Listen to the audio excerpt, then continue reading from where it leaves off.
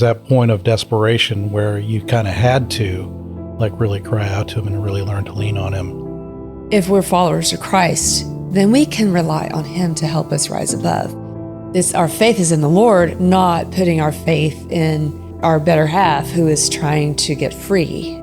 Okay, there's not something wrong with me. Maybe I've done something wrong, but that doesn't mean that I'm wrong. But getting that down into your heart is a much more difficult process.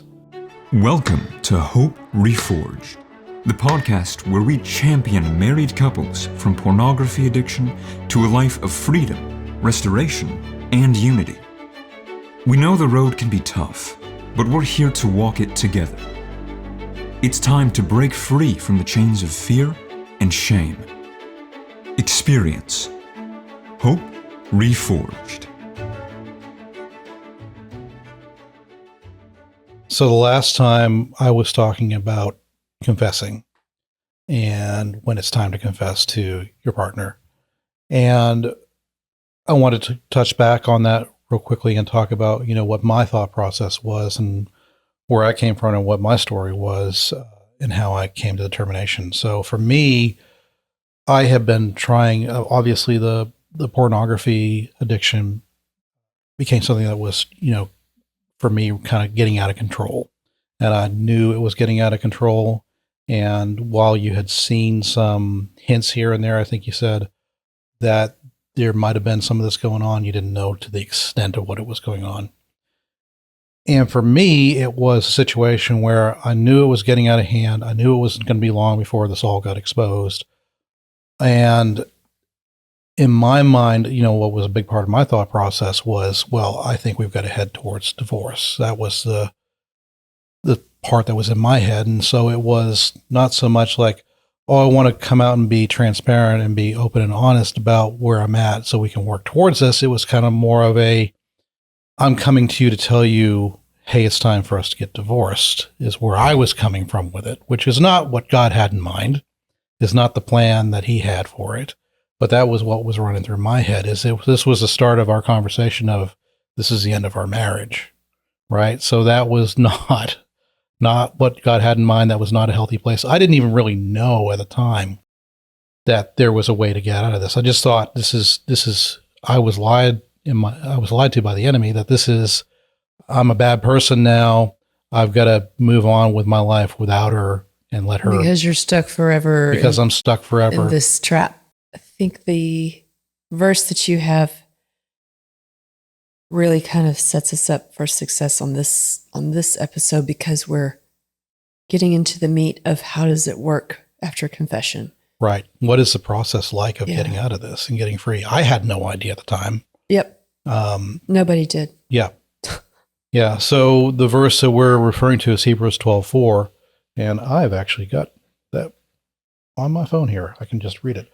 So I am actually going to be reading from the Passion Translation. Hebrews 12:4, after all, you have not reached the point of sweating blood in your opposition to sin. I mean, that's pretty, that's pretty extreme, right? The idea, basically, you've not resisted sin to the point of death. We've got these things, and we all, as Paul says, we find ourselves doing the things that we don't want to do, and the things that we do want to do, we don't find ourselves doing. So there's a lot of that. Because of this brain problem that you're in. It's not a moral problem; it's a brain problem, and you've short circuited that process, and now it's retraining your brain. It's bringing this under discipleship. It is renewing the thought processes and renewing your brain. So that whole thing is a multi-step process. And yeah, it means that you're going to have to get to yourself in your discipline process of denying yourself and picking up your cross. And that's never an easy thing. But the whole point of the scripture, Hebrews 12:4, is that, you haven't resisted sin to the point of death, right? You've kind of let yourself off the hook to a large degree, and it's time to be a little bit more grown up about this. We'd like to resist sin comfortably, please. That would be great. That'd be great. Yeah, the enemy prowls about like a roaring lion, no, stop. And he runs away. Yeah, that's not really how it works. No. It's a journey. It's a roller coaster ride is how I think of it, where there's a lot of screaming and maybe some vomiting at the end, but it's definitely worth it, I would say. So yeah, we want to talk about how to recover together. Right. And what your expectation should be of that process, because it's not going to be, for very, very few people, is it a quick fix. I have heard testimony from some people who said that the Lord instantly delivered them. Yes. I don't think from most of the people I've talked with, most of the experiences I've had of men, that is what the Lord chooses to do. Because I don't think the Lord wants to come in and just you're talking about a brain problem. This is something where I believe it's more about partnering with the Lord, inviting him into the situation, having him heal your wounds. There's a lot of trauma and stuff that has to be healed. And for it to be a quick fix is not what I think the Lord has for most people in this process. So just an understanding that, there's not like I can go get a prescription and this is going to go away quickly. And he is sovereign. And so we have to trust that he's going to heal some people miraculously, instantaneous freedom. Sure. Some he's not. I mean, you look at the disciples, his 3-year run with the disciples when he was training them, he could have just said, here you go, here's all this knowledge and wonderful awareness of who I am and what the kingdom is supposed to be on this earth, and then gone about his merry way. But no, he decided to disciple them for 3 years. He took them through a process where he could have just downloaded all of that amazing, revelation to them. Yeah. So who knows why, but. Well, you and I have done a lot of traveling and a lot of speaking around the world, really. And one of the things that we always say is, whenever we're getting ready to speak, you plan out what it is you're going to talk about as if there's no Holy Spirit. And then when you get there, you hold up your plans and be prepared to listen to the Holy Spirit as if there are no plans. Right. And so I think that's kind of the same. You got to approach this the same way as, come up with a plan and a strategy for how to deal with this addiction, but also hold it open to the Holy Spirit, Yeah, leave him room. Leave him room to work. Plenty of room. And to perform some miracles if that's what he chooses to do. And ask. Don't be afraid to ask for miracles. I mean, why not? Mm-hmm. He's a generous God. So let's see what he does. Right. All right. The journey to your end goal is what is on our notes here. What does that mean? Well, so what is the end goal? What are you trying to get to here? I mean, the end goal is to have a healthy relationship with your spouse, to have relationship restored with God, right? So obviously, numero uno.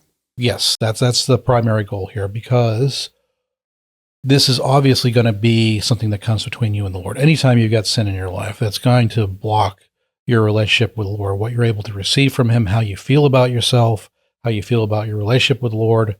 That is all going to be damaged to some degree. You're going to see yourself as unworthy of receiving his love. Even though he's freely giving it, he is always open to you coming and confessing. There's grace there for that. He knows what it's like, having been Jesus, to be tempted. Not that Jesus ever gave into those temptations. He was always perfect in his ability to resist them, whereas we are not. We're still under the broken promises of sin. But because of Jesus and his sacrifice here on this earth, we can take on his grace to overcome sin that's in our life and be transformed. Today's episode of Hope Reforged is brought to you in part by C12, a nationwide mentoring framework of transformation for Christian business leaders. Find community at joinc12.com. Last night, I didn't sleep a whole lot. There's always some sort of resistance to these recordings that we do. But I started thinking about the parable of the rebellious younger son who demanded his inheritance and ran off. The prodigal son. And yes, he was prodigal. He was rebellious. He was, he got to this desperation point after he spent all of his money Uh-huh. of, I think there was a famine in the land where he ran off to, and he started working with pigs. And, you know, in the Jewish culture, that was a massive no-no.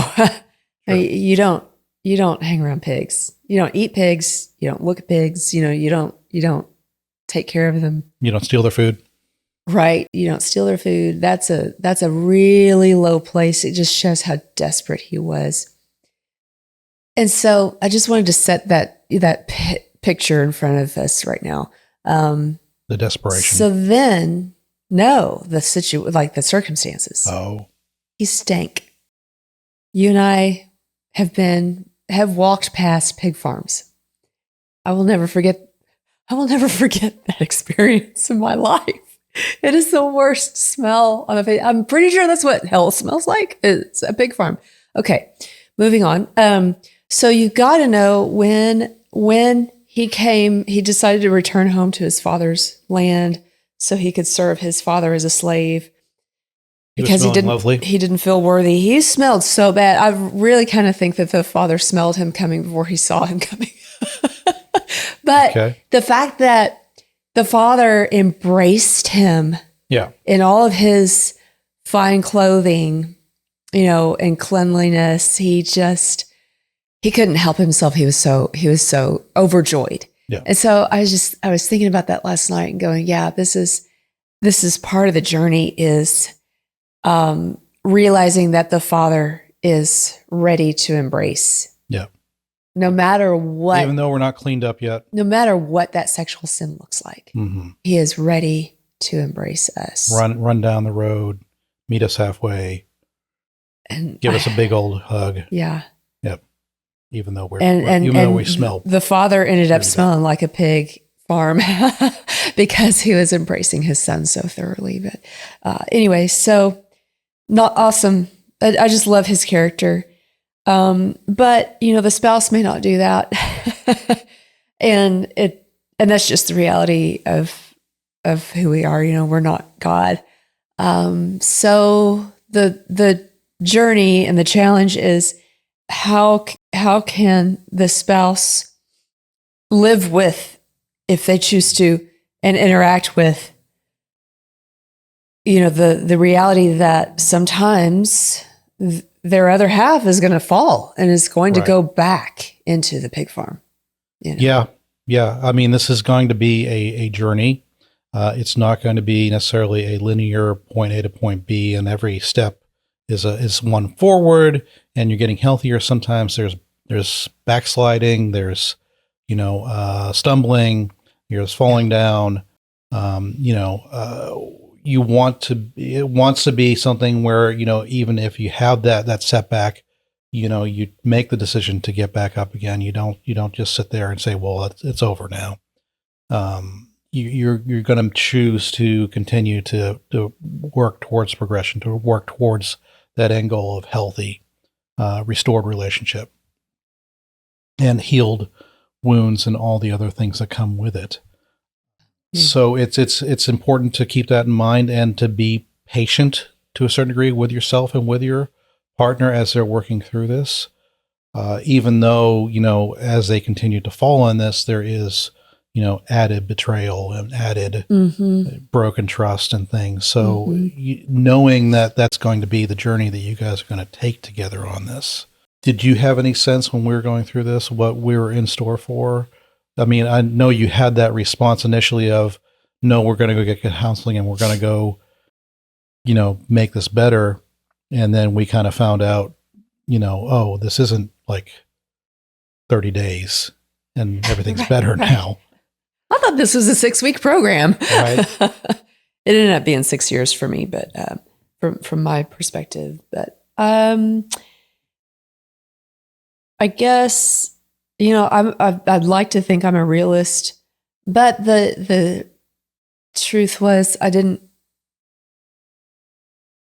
know it would take so long. And I think it would have been a little discouraging to me, maybe, if I had known. I feel like my part of the process would have gone a little faster with an account, a support group Yeah. kind of deal. And some of the wonderful material that's out there now, which we have links to on our website. So it's a hard question to answer because every day was different. For me, it depended on where I was with the Lord. If I felt like he met me and he was building me up the previous day, then I may react better. And I don't know.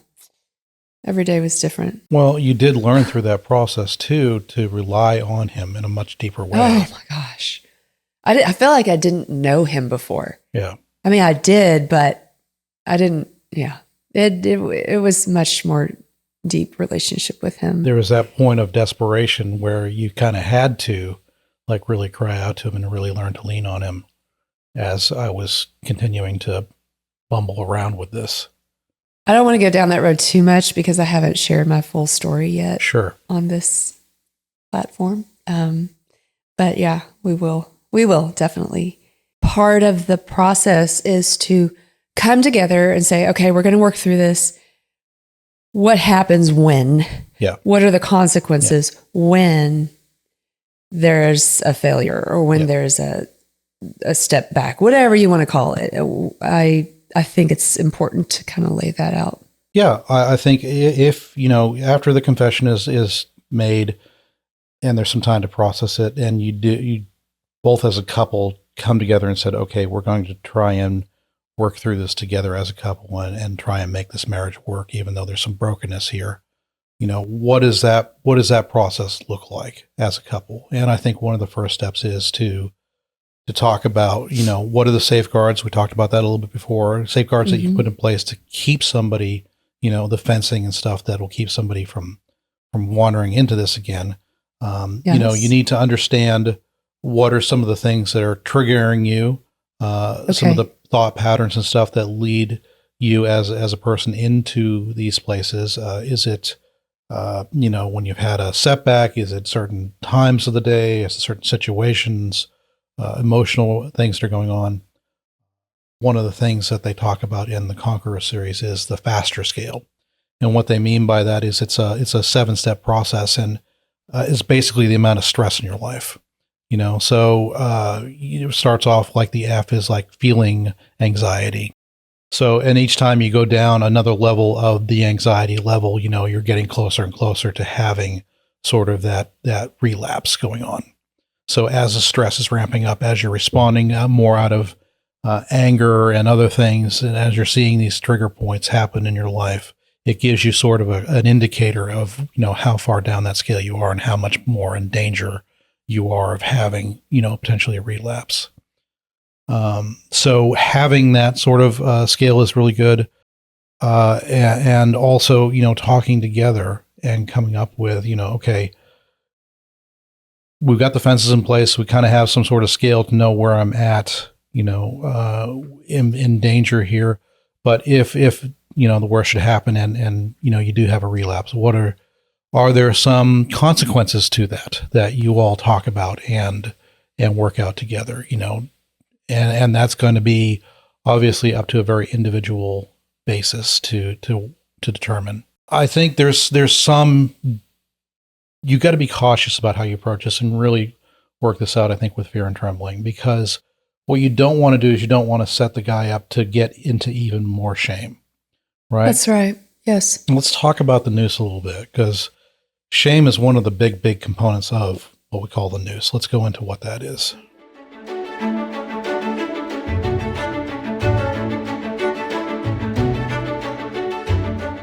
One thing I was going to say is we're going to have a guest speaker on. Okay. I believe next month, I think. Okay. And they actually have helped multiple people with setting up a list of consequences that the husband and wife agree on together. Yeah. Before they get to that, oh no moment. I was going to say something else. All right. But I will say, yeah, let's say when your spouse, when the person who is using a sexual way of acting out. For the spouse, it's really a good opportunity to start stepping out in faith and offering forgiveness. Sure. And again, we're going to get into the noose and how that works to amplify the addiction. But shame is the last thing that you want to do to the love of your life. Sure. Who has betrayed you. The love of your life. I mean, I'm serious about that, because you've committed to working through this marriage and making sure it's restored. There is an opportunity each time he or she fails to extend forgiveness, because the enemy has shaming covered. Okay. Mm-hmm. He's got that. Absolutely. There's so much shame being piled on your spouse, on your other half, that it's really good to have someone who is not shaming you. No. So just to touch on that real quick, and forgiveness is not like I'm accepting what you're doing, right? No, it is not. I know you're doing wrong, Mm-hmm. but I'm going to forgive you. It's not I'm going to give you permission to continue to do this. It's I'm going to make a choice to say, I see what you did. I saw what you did was wrong.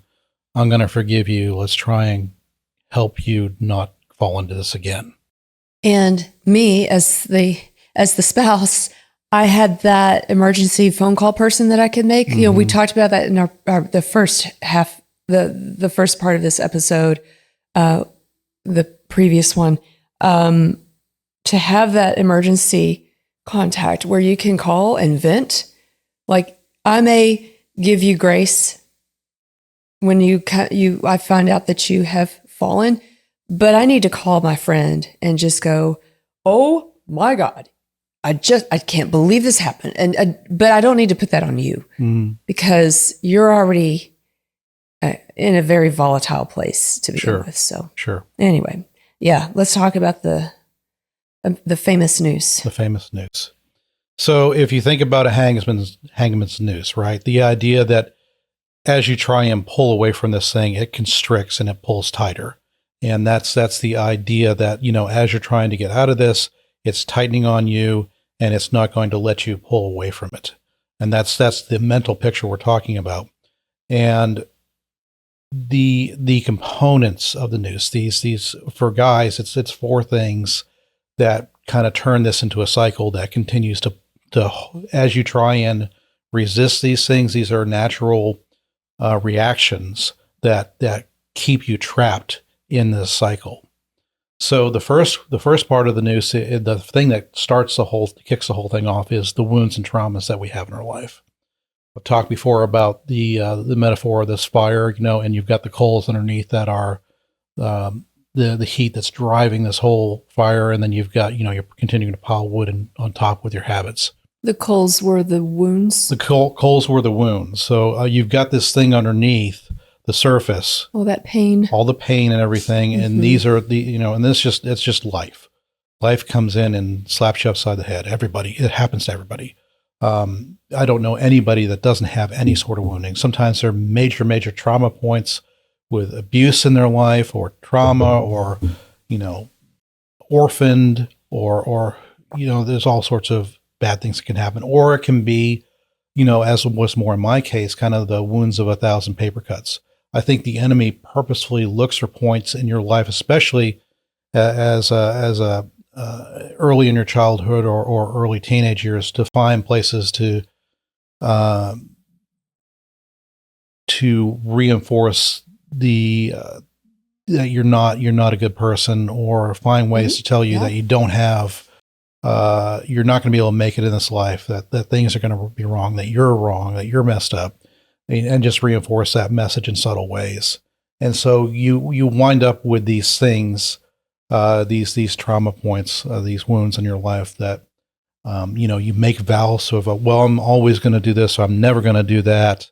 You make these commitments that, are just not what the Lord has for you. So you're developing a mindset. Mm-hmm. Yeah, all these people have got this. So So, as a result of those wounds, you start to develop this shame mindset, right? Okay. This thing, and that's the second part of the noose. Something's wrong with me, right? I've had these wounds, I've had these bad things happen to me. There's something wrong with me, right? And so you've got this pain reaction going on. You've got this thing telling you that life is not good, that you're not good. And you start to leads you to the third thing of this bondage. You find some way to medicate that. So, for a lot of guys, it turns into this sexual thing, pornography or relationships or whatever. But they turn to, this false sense of masculinity and trying to, deal with that. So for a lot of guys, this bondage, dealing with the shame, they turn to some sort of coping mechanism, some way of dealing with the pain that's in their life. For a lot of guys, or a lot of people, that's sexual release, through pornography, through relationships, through whatever that is. Okay. Sure. It could be, for some people, it'll come into a workaholism thing. Some people it's drugs, alcohol, porn. We said porn already. But anyway. We could keep going on the list. I don't think it's. So okay. So there's that lifestyle you get into. But the problem is that leads you into, this, okay, so I've got this thing, now you're going into as it turns around, it's now you're going to start finding ways to justify your condition. Well, I wouldn't be doing this if this wasn't part of my life, if I wasn't treated this way, if whatever the justification is for what you're doing, or the denial of what it is that you're doing is bad, right? Which leads you back to the shame, which leads you back to, so that's where the noose starts tightening. Because as you have the shame, you look for ways to relieve that pressure, and then you justify it, and then that leads you back to shame, and so on and so forth. And that's that tightening of the noose that happens with the shame, the seeking to relieve the pain of that, and then the denial that that's wrong, or the justification that that's what needs to happen, which leads you back to the shame. So that whole cycle that just keeps going on and on. So that's the guy's noose that we talk about, but or the addict's noose. But the reality is over on the other side of the equation, the person that's connected to the addict is dealing with their own noose as well. Yeah, it was amazing when I learned about this noose of addiction. God just dropped something in my heart. He just gave me this understanding that I actually had a noose around my neck as well. Mm-hmm. Not only did I have that around my neck, but it was connected to your noose. So it was actually a double-ended noose. And the harder we pulled away from each other, obviously, the worse things got. Right. And so my noose was started out with the pain of rejection. There was a massive wound that happened when I found out that I had been betrayed by you. And so that rejection, the betrayal caused this, all this pain. And so very similar structure to the addict's noose of, okay, you're going to hurt me. I am now angry. I am not going to open myself up to you. I'm going to protect myself. So I'm going to build this nice, tidy wall around my heart and not let you have access to the real me. Right. And so there's a lot of rejection that you start receiving from me because I'm trying to protect myself. So what happens with the spouse is all of those that betrayal wound and the self-protection which is caused, built up by anger, can lead the spouse into a place of bitterness and unforgiveness. Control. Oh, desperate for control. Well, all that fear that comes in when the betrayal is discovered or confessed. So there's the bitterness continues to build up that wall. So there's all these things working against us coming back together as one that are just natural human responses, right? But if we're followers of Christ, then we can rely on him to help us rise above. And so when I mentioned earlier, just a few minutes ago, we now have, as a spouse, we now have an opportunity to start extending forgiveness in faith. Our faith is in the Lord, not putting our faith in our better half who is trying to get free. Mm-hmm. Our faith is in the Lord that he is going to do the work. And so He's going to be faithful. So when I started when the Lord showed me that this is a double-ended noose, and as long as I keep pulling away from you, distancing myself from you, and protecting myself, then it's feeding into my shame cycle. It's going to continue the cycle forever. Yeah. So that's when I started going, okay. It was hard. It was very, very hard to start forgiving you, but I just didn't see any other way out. Mm-hmm. The Lord opened a door and said, "Here's the way out of this. This is the only way out, really." And I knew. I mean, once He showed me that picture, it was just like, okay, this is life. Yeah, this is where life is. This is where the hope is. Since He's shown it to me, He's shown me the way out. That means that I can take a step in that direction.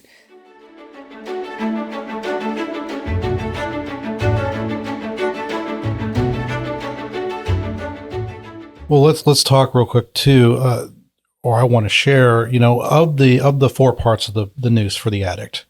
The wounds, the mindset of the shame, the binge purge cycle of feeding and medicating the pain, and then the denial. Three of those you can really deal with. The shame thing is kind of a normal reaction. That's really hard to combat. That's just an automatic reaction. I mean, you can kind of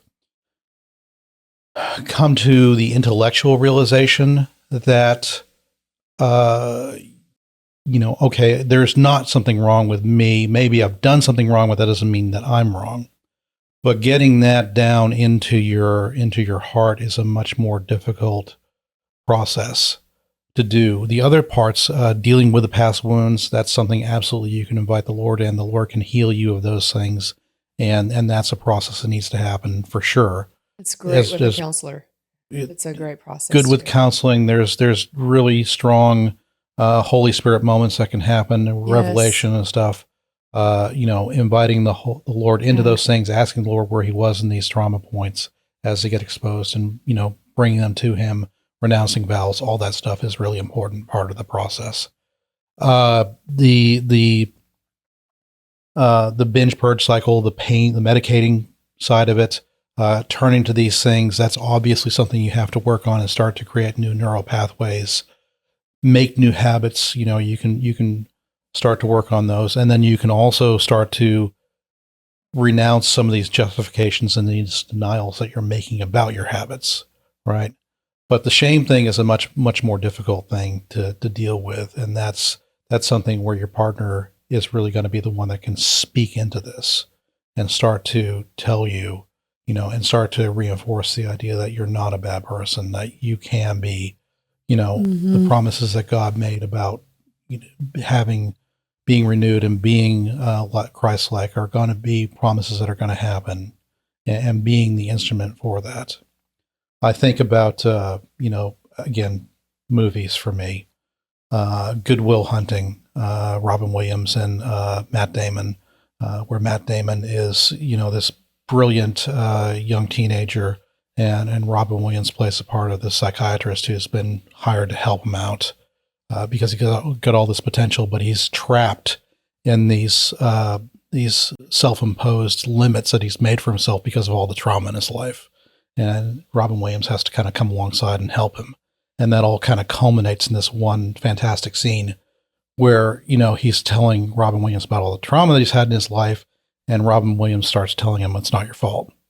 And his response is, "Oh yeah, sure, I know that," and it's this whole thing of intellectually, Robin Williams is trying to get past that knowledge, this super big intellect he's got that he has to get past and speak to, the amygdala, the limbic system, his brain, where he doesn't believe that it's not his fault, where he does believe it's his fault, even though intellectually he doesn't, but in his heart, in his emotional brain, he does believe he's a bad person, and he has to tell him that over and over and over again, and until he finally starts, really processing with a different brain what's being said, and it really starts to hit him, and I think that's just it's an imperfect image, but it's that whole process of having to deal with the fact that you've got two different brains that you're dealing with. You've got, the intellectual prefrontal cortex, the thinking, reasoning part of your brain,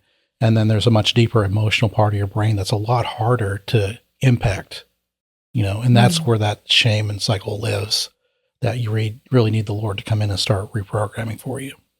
Even after the Lord showed me that double-ended noose, I remember one day you were starting to change a lot. I could see that you were starting to get free, and I was having a very bad moment. I was not in a forgiving place. So, not that I was perfect myself, but I knew that I needed to continue to extend grace to you so that you wouldn't keep falling back into that cycle. But there was one day that I just lost it. And I was screaming at you. I let you have it. How dare you do this? And, for so many years, and on and on and on. And so I was not in a forgiving place at that time. Right. But you showed me grace then. Mm-hmm. And you just stood there and took it. You didn't argue. You just basically nodded your head and said, "Yes, you're right. You're right." And you took it. I didn't hit you or anything. I was in my mind. I was hitting you. No, I was really not being the calm, impatient, graceful wife. But I bring that up because there are times when the other side will need it too. Yeah. Well, you were getting in touch with that emotional brain. Yes. Letting that come out, those wounds. Oh, yeah. And I obviously, if I had reacted with out of my wounding and stuff, if you weren't this way, and started defending myself and justifying and everything, that would have been a downward spiral. But, the Lord gave me grace to say, yeah, I'm guilty. You're right. Everything you're saying, is you're right on, and acknowledging the situation and acknowledging my faults in it. And, not that I was saying, well, yeah, let's go out and, smack me upside the head with a bat or something. But, just acknowledging, yeah, I have messed up, and letting you have that moment to be heard is an important part of the process, I think. And you need to be prepared to hear that and respond to it. Well, I love that you responded that way. I do real quick. I think as we're wrapping up this part of the talk, I want to talk about some resources that are out there. We've talked about the Conqueror series and others. I've got a book here. This is Pure Desire. Dr. Ted Roberts is the guy who wrote this. Excellent book. This is the guy who also helped develop both the Conqueror series and another one called Seven Pillars. I do recommend that the spouse read that as well, because it really helps to understand what's going on. The cycles and the process and stuff. Yep. It just helps us to really get a handle on what this is about. And it helps the spouse to not feel like it's against them. Well, you understand how I that took the it. deeper issues that are Yeah. at play. I took it very personally, which I should, but at the same side, it's not an all out attack against me personally. Yeah.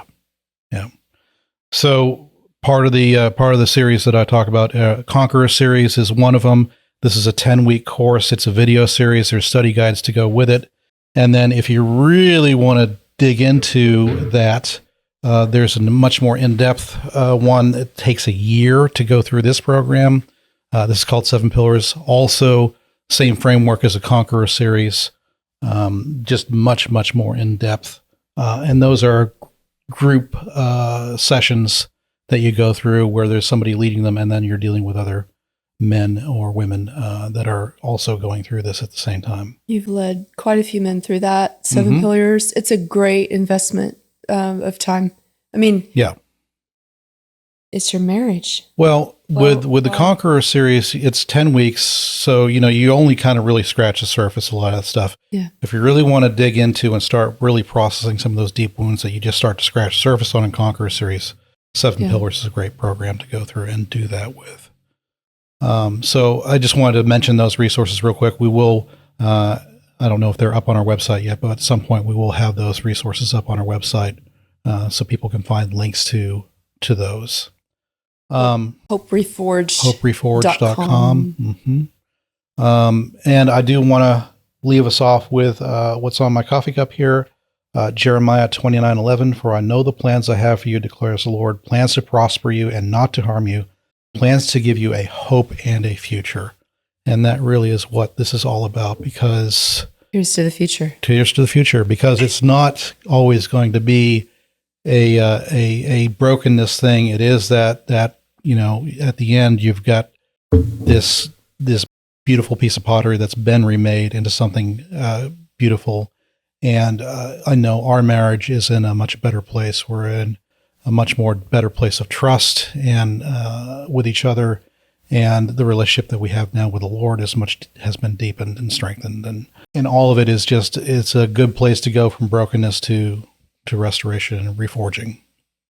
Thank you for joining us on Hope Reforged.